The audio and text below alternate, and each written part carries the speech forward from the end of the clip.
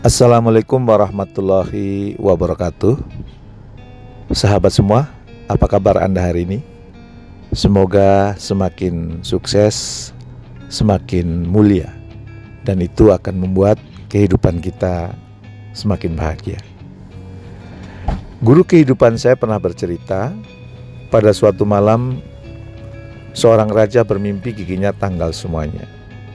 Sang raja tidak tahu makna dari mimpi tersebut, maka ia memanggil ahli tafsir mimpi untuk memaknai mimpi tersebut. Penafsir mimpi yang dipanggil berkata di hadapan sang raja, "Paduka raja yang mulia, mimpi paduka tersebut pertanda bahwa seluruh istri, anak-anak, dan saudara dekat paduka akan meninggal dunia sebelum raja. Dan baginda raja akan menjadi sebatang kara." Mendengar kabar yang buruk ini, sang raja gelisah dan marah. Ia memerintahkan kepada pengawalnya untuk memenjarakan penafsir mimpi tersebut.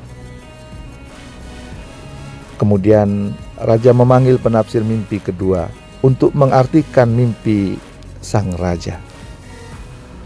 Orang kedua ini mengatakan kepada sang raja, "Wahai paduka raja yang mulia, mimpi baginda raja itu pertanda baik bagi baginda.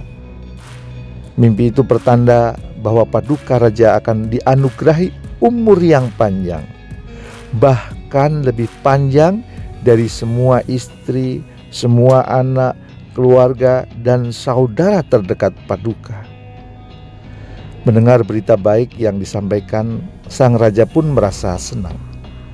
Raja pun memerintahkan pengawalnya untuk memberikan hadiah emas kepada penafsir mimpi kedua tersebut. Cerita ini menunjukkan bahwa pada dasarnya kedua penafsir mimpi tersebut menyampaikan hal yang sama. Hanya saja pilihan kata-kata yang berbeda. Itulah kekuatan kata-kata. Berbagai penelitian tentang kekuatan kata-kata telah banyak dilakukan oleh para ahli. Misalnya, penelitian tentang kata-kata yang dilakukan oleh Andrew Newberg, MD, dan Mark Robert Waldman, dan telah dibukukan dengan judul Words Can Change Your Brain. Mereka menyimpulkan bahwa satu kata punya kekuatan mempengaruhi gen yang mengatur tekanan fisik dan emosional seseorang. Kata-kata juga mempengaruhi otak manusia, dan otak manusia akan memberikan perintah kepada anggota tubuh lainnya. Kedua pakar ini juga mengatakan kata-kata positif memperkuat area lobus frontal, bagian otak yang bertindak sebagai pemicu kepribadian, pemicu emosi, pemicu kreativitas, pemicu mobilitas, dan memori seseorang. Ada penelitian lain yang dilakukan oleh Pia Aravena dan rekan-rekannya dari Institute of Cognitive Science di Perancis. Mereka menemukan bahwa mendengarkan kata kerja yang berkaitan dengan tindakan fisik secara otomatis dapat meningkatkan kekuatan yang digunakan seseorang untuk memegang benda. Tetapi sebaliknya, reaksi seperti itu tidak muncul ketika kata-kata disajikan dalam konteks yang negatif. Dan saya yakin sebagian Anda mungkin pernah mendengar riset yang dilakukan oleh Masaru Emoto. Ini pernah booming ya di awal tahun 2000-an. Beliau melakukan penelitian terhadap air.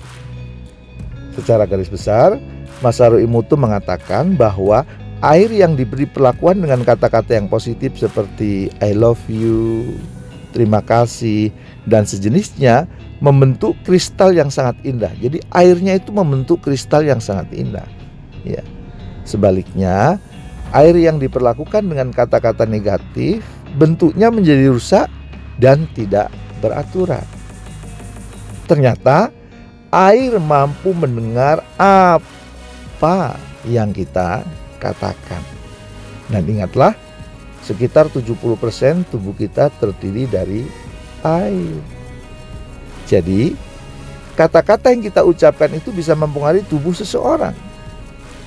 Apabila ucapan kita adalah sesuatu yang positif, tubuh kita semakin sehat, semakin bugar, semakin fresh, insya Allah ya.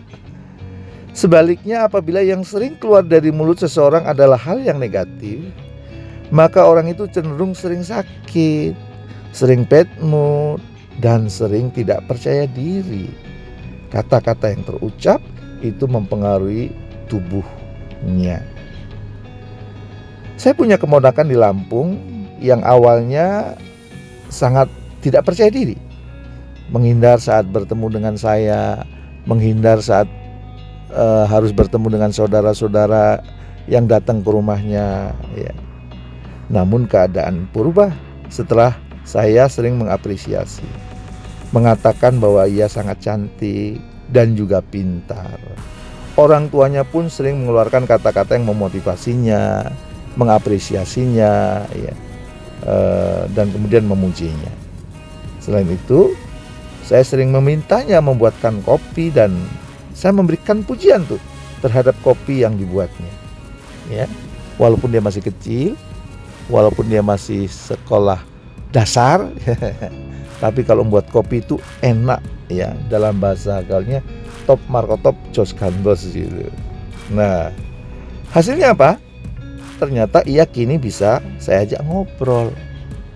Di sekolahnya ya, ia sering mendapat juara dan berbagai penghargaan. Makin percaya diri dia, makin enjoy diajak ngobrol dan kemudian senang bertemu dengan banyak orang. Dulu kalau bertemu dengan orang itu aduh malu, takut gitu ya, nggak pede gitu ya.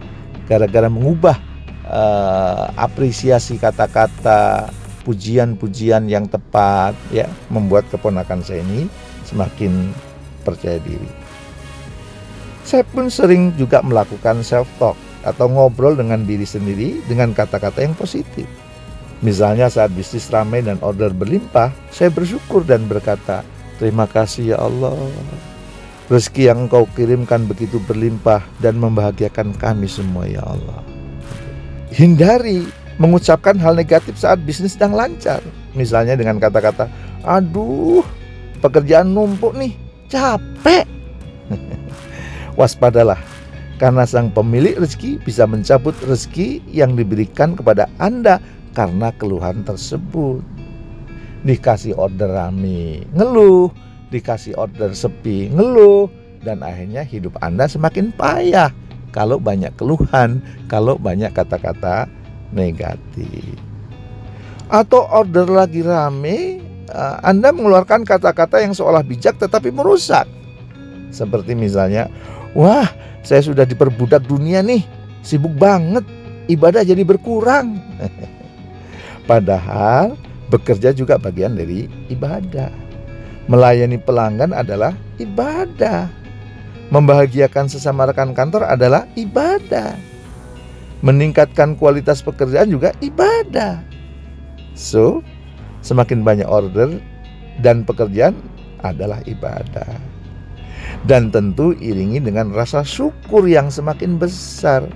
Mengingat atau berzikir kepada sang pemilik rezeki semakin giat, semakin ditingkatkan intensitasnya. Mari terus berlatih mengemas kata menjadi lebih positif.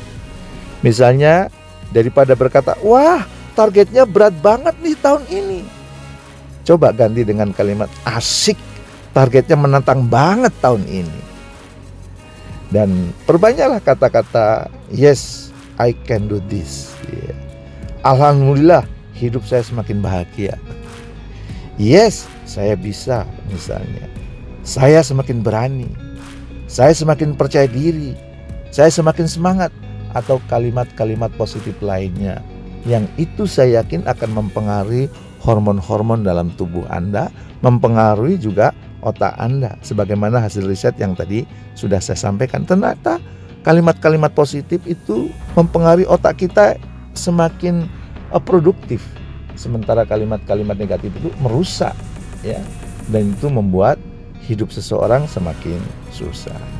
Nah, Untuk mempermudah mengucapkan kata-kata yang positif, pastikan yang kita baca, yang kita dengar, yang kita tonton, dan lingkungan pergaulan berada dalam positive vibes yang saling menguatkan.